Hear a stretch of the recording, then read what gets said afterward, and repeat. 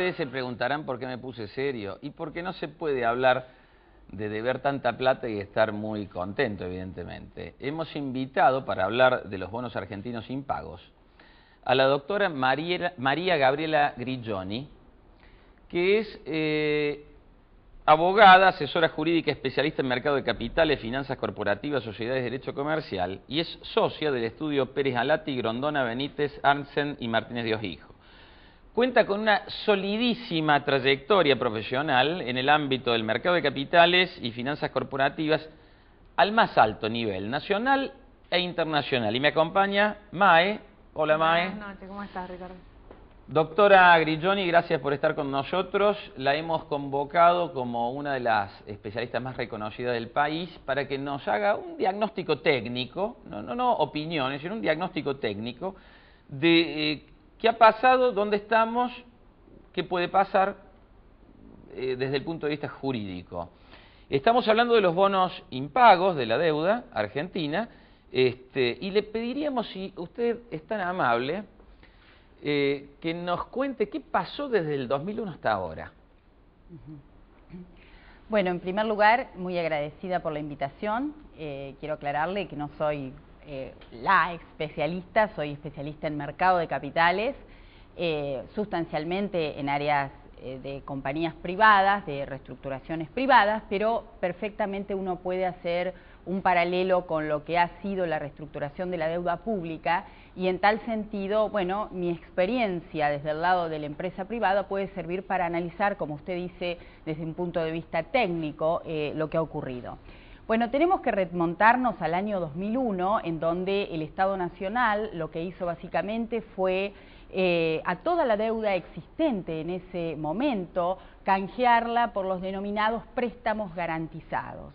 Ese fue un primer canje en el año 2001. ¿Y qué consistían estos préstamos garantizados? Básicamente se extendía el plazo de la deuda existente hasta ese momento, se bajaba la tasa, pero se garantizaban esos préstamos con resultados de la coparticipación, con impuestos a los débitos y créditos en caso de incumplimiento. Y lo que se hacía era que los títulos que existían a ese momento, que a partir de ese momento se denominaron títulos subyacentes, pasaban a un fideicomiso de titularidad de Caja de Valores que se depositaba en DTC. Estos son los famosos préstamos garantizados. ¿DTC qué quiere decir? Es Depository Trust Company, es una compañía de clearing internacional que lo que hace es tener títulos, mantenerlos registrados, es básicamente un registro. Un registro internacional. Exactamente. Bien. Entonces, esa es la primera etapa. Situémonos en el año 2001. A fines del 2001, el Estado Nacional declara la cesación de pagos.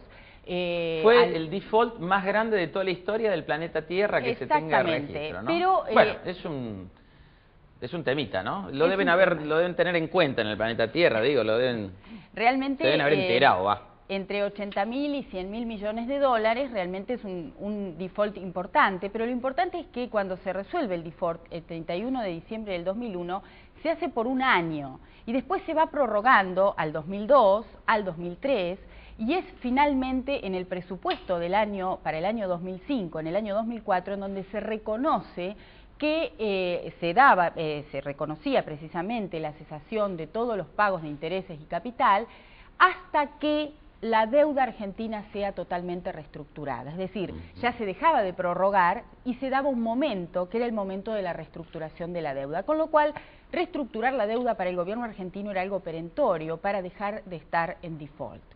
Volviendo un poco en el tiempo, en el año 2002, a esos préstamos garantizados que se habían emitido en el 2001, se los especifica. Y se lo especifica... ¿La moneda original era?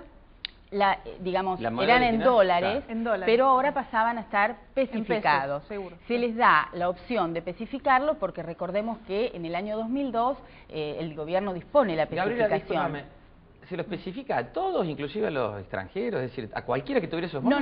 No. Se entrega a los titulares de préstamos garantizados una carta de adhesión para que cada uno adhiera voluntariamente a la especificación y además consienta que los títulos subyacentes solamente iban a poder ser de titularidad de ellos en casos de incumplimiento del Estado Nacional. Pero, obviamente, esos préstamos garantizados mantenían los otros beneficios que efectivamente tenían al momento de su emisión. Entonces, nos encontramos allí que hubo quienes adhirieron a esa especificación de préstamos garantizados y hubo quienes no adhirieron a esa Ahí es especificación. donde se dice, ahí se produjo la quita. Exactamente. Una quita de hecho porque se especificó. Exactamente. Es decir, porque yo quiero decirle a los televidentes, justamente con por supuesto, la confirmación de la doctora Grigioni, cuando se habla de holdouts, esto es como el lockout, que salió, el lockout, ¿no es cierto?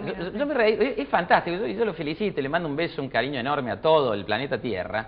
Entonces yo digo, esto que es genial, la Argentina, que es un país novelístico, novelizado. Holdouts quiere decir quienes se mantienen firmes en una negación de algo. Es decir, querida, hoy comemos pizza. No, vamos a comer carne. Bueno, ese señor es un holdout y se mantiene firme en una posición opuesta a la propuesta. Holdout. Afuera, holdout, Claro. se mantiene afuera. Claro. Ahora, la aparición del holdout como tal y el concepto, también el público llegó a tener a partir del 2001 un poco conocimiento de toda la que es la jerga financiera, el concepto de default que antes se desconocía y que quienes, Otra más, ¿ves? Default. quienes somos, bueno, está lindo. quienes trabajamos en reestructuración permanentemente son temas o son terminología usualmente utilizada.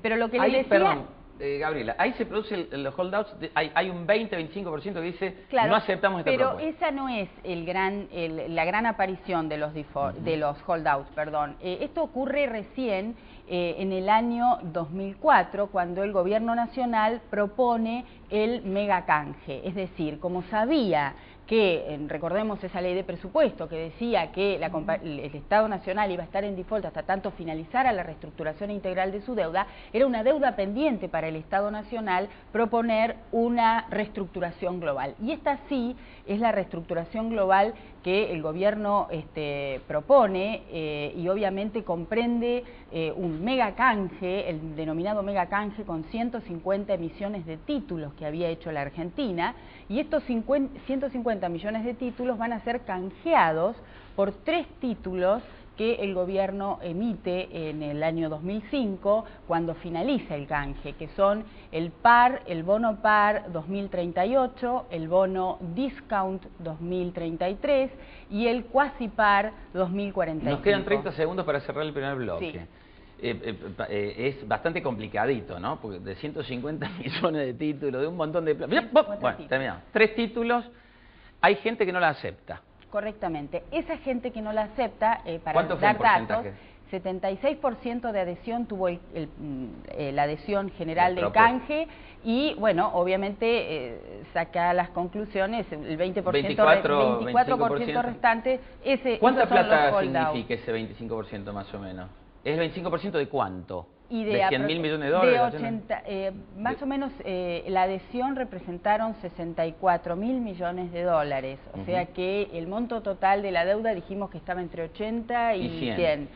Bueno, eso hay que calcularlo. Es todo un temita, ¿no? Es un tema al cual no quiero dar una precisión exacta para no equivocarme. Bien. Tenemos que ir a un corte, pero hasta ahora entonces tenemos que después de toda esta historia interesante y bastante bien explicada, se quedan 24-25% de los tenedores de bonos. Dicen, no, nosotros no aceptamos esta quita y se meten a hacerle juicio a la Argentina, fundamentalmente radicando las causas en Nueva York, donde está el juzgado del doctor Griesa, que es el juez. Exactamente. Ahora, en el próximo bloque, te vamos a pedir que nos cuentes qué ha pasado en otros casos similares, tal vez no tan grandes, pero similares.